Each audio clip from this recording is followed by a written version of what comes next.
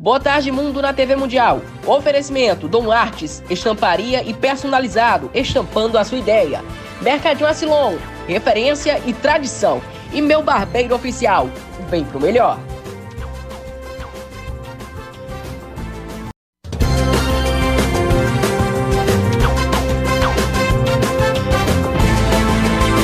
Olá, boa tarde. Arqueólogos reconstituem tesouros destruídos por radiadistas no Iraque. Iniciativas sociais resgatam ofício de seringueiro e ajudam a preservar a floresta amazônica. Fogo em Los Angeles. A água está acabando, enquanto o pior incêndio da história se espalha sem controle. A situação pode piorar nesta sexta-feira. Adolescente de 16 anos morre após levar uma bolada no peito. Avião com 5 pessoas explode em Ubatuba e para na praia após ultrapassar a pista do aeroporto. E também, no fim do fact-checking na Meta, analistas veem decisão como efeito. Donald Trump na Big Tech. A partir de agora no Boa Tarde Mundo.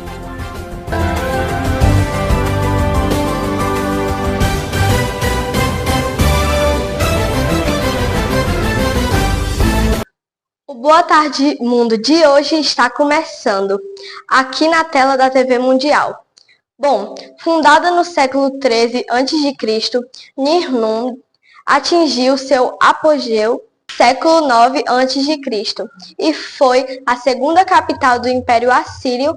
Há uma década, o Estado Islâmico arruinou as ruínas da cidade, que hoje é resgatada pelo governo do Iraque.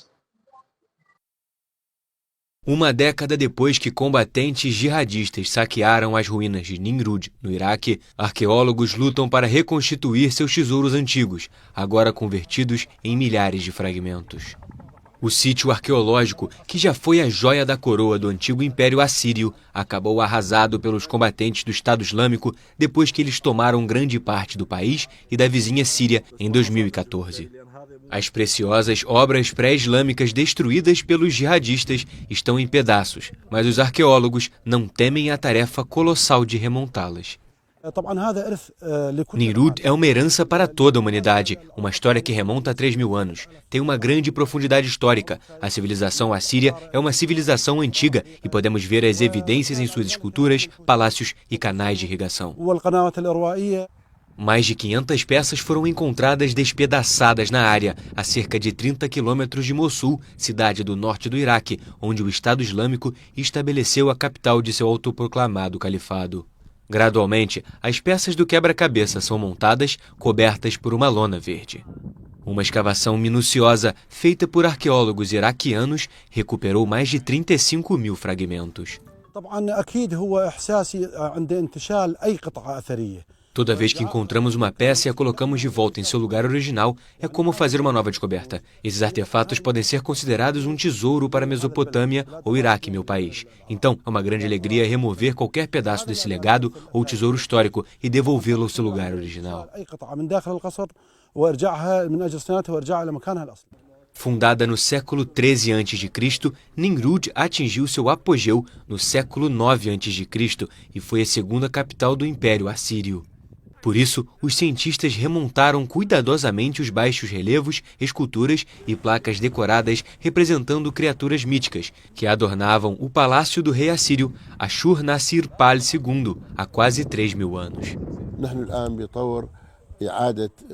Estamos agora no processo de reabilitação, depois de restauração, manutenção e então remontagem das antiguidades como estavam antes dos ataques ao sítio arqueológico de Nimrud. Os combatentes do Estado Islâmico também destruíram o Museu de Mossul e a antiga cidade de Palmira, na Síria.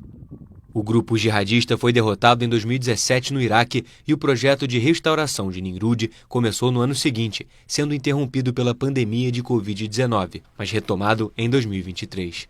De acordo com o Ministério da Cultura iraquiano, a destruição maciça do local tornou impossível, pelo menos por enquanto, determinar quais antiguidades foram roubadas pelo grupo extremista.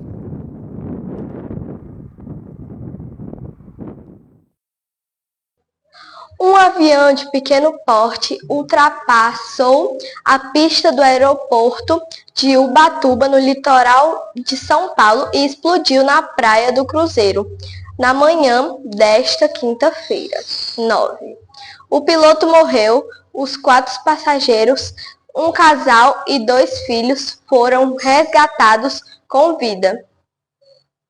Um avião de pequeno porte ultrapassou a pista do aeroporto de Ubatuba, no litoral de São Paulo, e explodiu na Praia do Cruzeiro na manhã da última quinta-feira, dia 9. O piloto morreu. Os 4 passageiros, um casal e dois filhos, foram resgatados com vida. Um vídeo mostra a aeronave saindo do aeródromo, cruzando a pista que margeia a praia e chegando à faixa de areia em chamas. Inicialmente, a prefeitura de Ubatuba informou que 2 pessoas haviam morrido no acidente. Às 11h23, a administração municipal corrigiu e informou que apenas uma pessoa morreu, o piloto. Nenhum nome havia sido divulgado até a última atualização desta reportagem.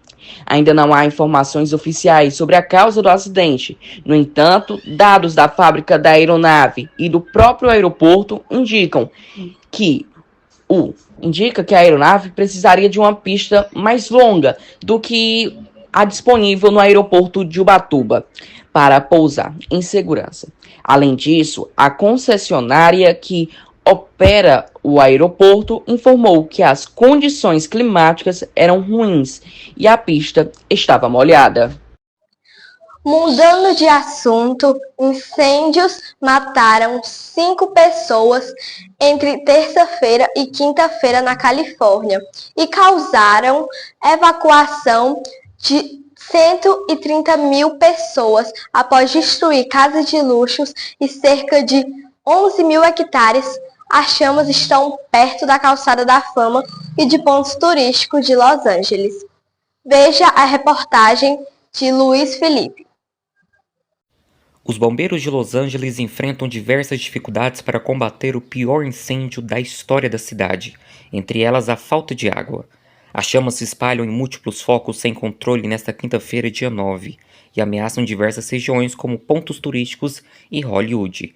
O primeiro foco de incêndios em Pacific Palisades iniciou ainda na terça-feira e se tornou o mais destrutivo da história de Los Angeles e consumiu bairros inteiros da região, que possui casas de luxo de bilionários e celebridades. O intenso combate das chamas fez a pressão de água diminuir e até faltar em alguns hidrantes em Palisades, segundo as autoridades locais.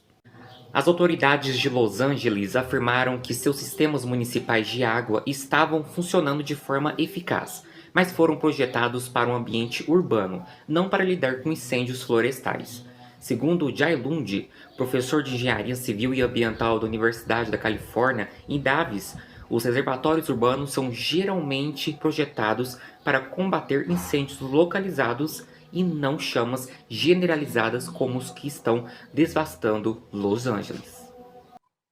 Os seringueiros passaram décadas sem conseguir exercer seu ofício, devido à queda na demanda mundial da borracha, mas iniciativas locais têm resgatado a possibilidade de sustento com essa tradição da Amazônia.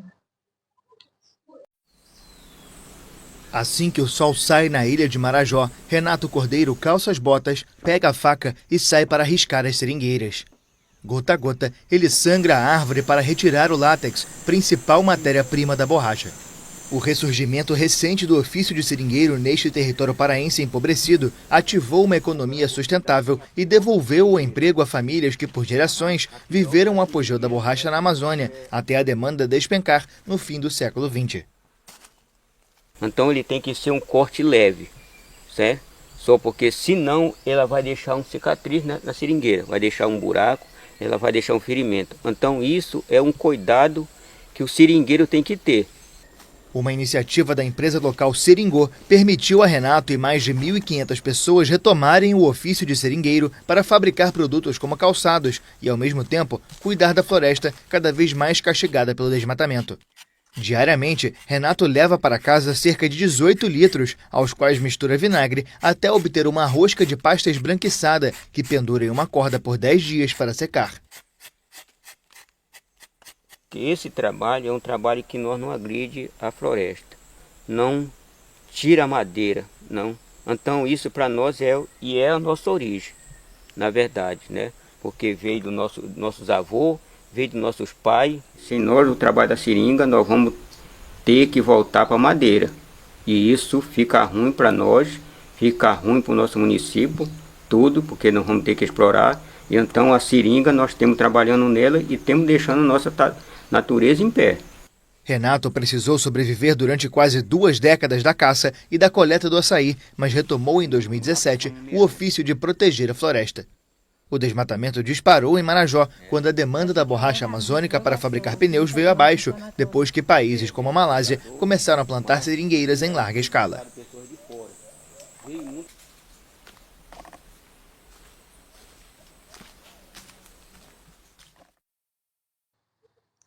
Agora um rápido intervalo. Veja a seguir. Adolescente de 16 anos morre após levar uma bolada no peito. E também, fim do fact-checking na Meta. Analistas veem decisão como efeito Donald Trump na Big Tech. O intervalo é rápido, não saia daí. Boa tarde, mundo na TV Mundial. Oferecimento, Dom Artes, estamparia e personalizado, estampando a sua ideia. Mercadinho Asilon, referência e tradição. E Meu Barbeiro Oficial, vem pro melhor.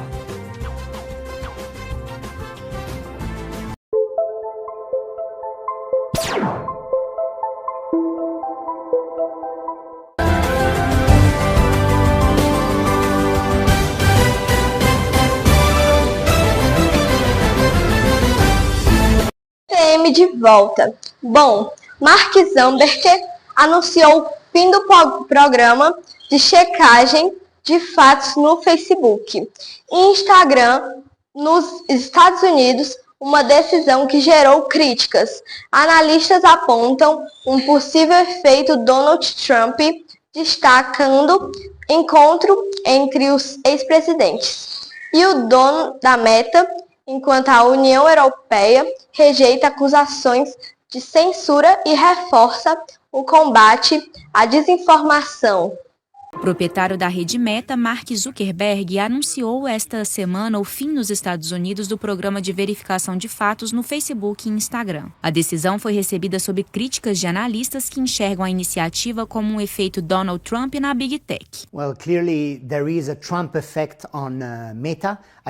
Bem, claramente há um efeito Trump na Meta. Acho que certos jantares que o Sr. Mark Zuckerberg teve com Trump podem ter mudado sua visão e sua posição. Na verdade, ele anunciou que parte da equipe da Meta vai sair da Califórnia e se mudar para o Texas, o que não é um detalhe ou apenas um evento da história. Deve haver uma lógica por trás disso. O anúncio surpresa da Meta contemplou reclamações de longa data do Partido Republicano de Trump e do proprietário do X, Elon Musk, sobre a verificação de fatos que muitos conservadores veem como censura. Em um vídeo, Zuckerberg fez eco a essa opinião, afirmando que a União Europeia havia adotado uma série de leis que institucionalizam a censura. A Comissão Europeia, braço executivo da União Europeia, rejeitou categoricamente nesta quarta-feira as acusações. Em outras palavras, refutamos absolutamente qualquer alegação de censura da nossa parte. Não pedimos a nenhuma plataforma que remova qualquer conteúdo legal. Precisamos apenas fazer a diferença entre conteúdo ilegal e conteúdo potencialmente prejudicial. Esta é uma categoria intermediária, prejudicial para menores, prejudicial para nossas democracias. Lá pedimos apenas que as plataformas tomem medidas adequadas de mitigação de risco. A União Europeia adotou 2 leis, conhecidas como Leis de Mercados Digitais e Serviços Digitais, que regulamentam a operação de plataformas no bloco de 27 países. Essa legislação estabelece as obrigações das plataformas digitais em termos de combate à desinformação e à circulação de notícias falsas.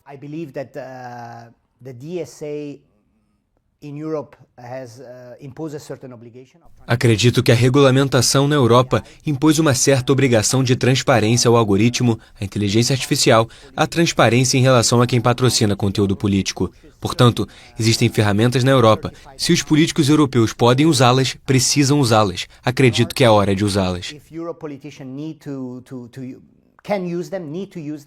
I believe that it's time to use them. Para o lugar da checagem dos fatos, o magnata da tecnologia propôs a criação de notas da comunidade semelhantes às usadas no X, que permitem que os usuários colaborem acrescentando contexto às publicações. Ao anunciar o encerramento de seu programa de checagem, Zuckerberg alegou que a ferramenta tem sido muito tendenciosa politicamente e destruiu mais confiança do que construiu. Um adolescente de 16 anos morreu após levar uma bolada no peito durante uma partida de futebol realizada na comunidade Nossa Senhora dos Navegantes, em Maués, interior do Amazonas. No domingo, em um vídeo divulgado nas redes sociais, é possível ver que a vítima era goleiro e, ao tentar defender um pênalti, acabou sendo atingido no peito. Gabriel Braga tem mais informações. Boa tarde, Gabriel. Isso mesmo, Eduarda. Um adolescente de 16 anos morre após ser atingido por uma bolada no peito. Olha só que perigoso. Veja na reportagem que preparei para vocês. O caso aconteceu durante uma partida de futebol realizada na comunidade de Nossa Senhora dos Navegantes, em Maués, interior do Amazonas, no domingo 5.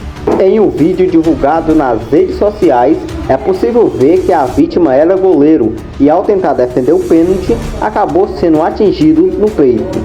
Logo após a bolada, o adolescente ficou caído ainda no chão. Ainda de acordo com as testemunhas, o menino foi socorrido, mas acabou morrendo durante a madrugada desta segunda-feira, 6. Infelizmente, foi o que aconteceu, uma situação que, claro, ninguém esperava, nem mesmo a própria família. Muito triste a dor deles neste momento. Que Deus conforte o coração de cada um, é isso que desejamos e de todos que precisam. Volto com vocês aí no estúdio. Morte trágica em Gabriel. Muito obrigada pelas informações. Boa tarde. Peças destruídas no ataque de 8 de janeiro de 2023 no Planalto ganham nova vida. Saiba como o relógio histórico de Dom João XI foi restaurado e como outras obras foram recuperadas.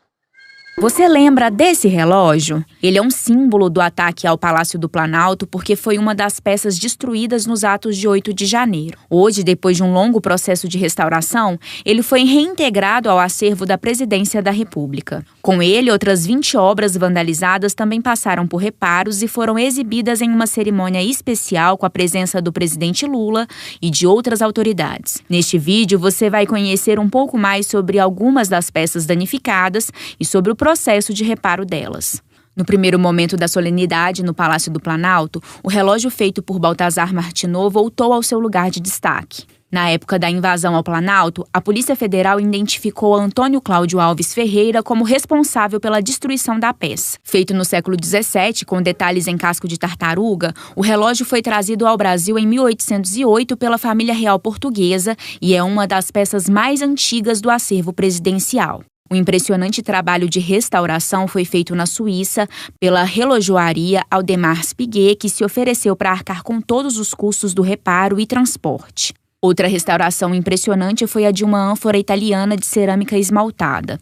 Ela foi quebrada em pelo menos 180 pedaços durante os ataques. A restauração foi feita com a ajuda de técnicos do Instituto do Patrimônio Histórico e Artístico Nacional, o IPAM, e da Universidade Federal de Pelotas. O trabalho foi feito em um laboratório montado no Palácio da Alvorada, utilizando moldes de silicone e modulação por computador para ajudar na restauração da peça. O custo dessa recuperação foi de mais de R$2 milhões. Outro destaque da cerimônia foi a restauração do quadro Mulatas, de Di Cavalcanti.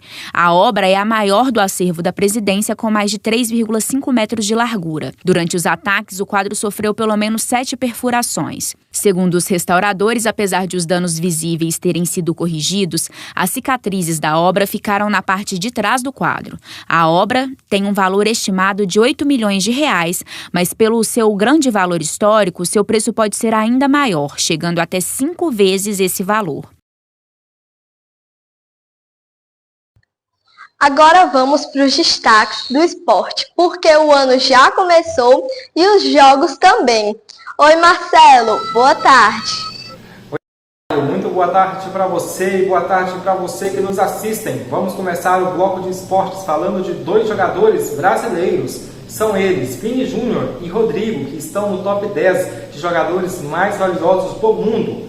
Jude Bellingham segue na liderança da lista com 100 atletas de maior valor internacional, divulgada pelo Observatório de Futebol do Centro Internacional de Estudos de Esporte.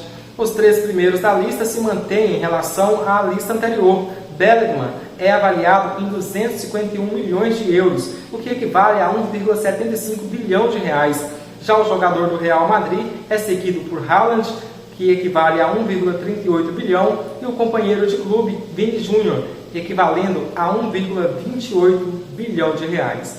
Mudando de assunto, o elenco principal do Botafogo ameaçou não se apresentar para treinar caso o clube não cumpra todos os pagamentos pendentes até o dia 14 de janeiro.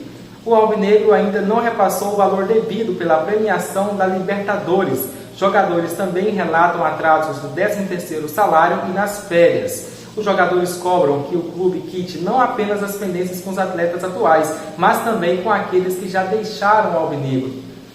Falando de atrasos de pagamento, o Corinthians também se encontra na mesma situação. Isso porque o Corinthians atrasou o salário dos jogadores e da comissão técnica, que seria pago no 5º dia útil desse mês de janeiro. O clube procurado confirmou que os salários serão pagos na próxima semana, junto com os direitos de imagem, normalmente quitados no dia 20 de cada mês. Mudando de assunto novamente, vamos falar de Copa do Nordeste, porque a CBF divulgou nesta quinta-feira o regulamento do sorteio dos grupos da Copa do Nordeste, que acontecerá na próxima terça-feira no Rio de Janeiro. A primeira fase será disputada com 2 grupos de 8 equipes, que se enfrentam dentro da própria chave, com os 4 melhores avançando para as quartas de final. No sorteio, os 16 times serão separados em 4 potes, com 4 clubes em cada, seguindo o posicionamento no ranking nacional de clubes. A separação dos potes é a seguinte: no pote 1 estará o Fortaleza, Bahia, Ceará e Sport. No pote 2, CRB, Vitória, CSA e Sampaio Correia. No pote 3 se encontrará Náutico, Confiança, Ferroviário e Altos. No pote 4, o América do Rio Grande do Norte, Juazeirense, Motoclube e Souza da Paraíba. Como vem sendo realizado nas últimas edições do Nordestão, os clubes melhores ranqueados de cada estado ficarão automaticamente em grupos separados. Sendo assim, não se enfrentam na primeira fase Fortaleza e Ceará, Bahia e Vitória, Sport e Náutico, CRB e CSA, além de Sampaio Correia e Motoclube, que são times rivais de grandes rivalidades nas suas cidades. Por hoje é só, eu volto na próxima. Obrigada pelas informações, Marcelo. Tenha uma boa tarde. Quero dizer que vou ficar apresentando o Boa Tarde Mundo esses dias, enquanto o Caio Teles ainda está se recuperando de um acidente, que por esse motivo o BTM ficou 4 semanas parado. Boa Tarde Mundo vai ficando por aqui. Mais notícias logo mais à noite no Jornal Mundial. Para rever nossas reportagens, é só voltar aqui no YouTube e não esqueça de seguir nossas redes sociais. TV Mundial OFC. Uma boa tarde para você. Até a próxima.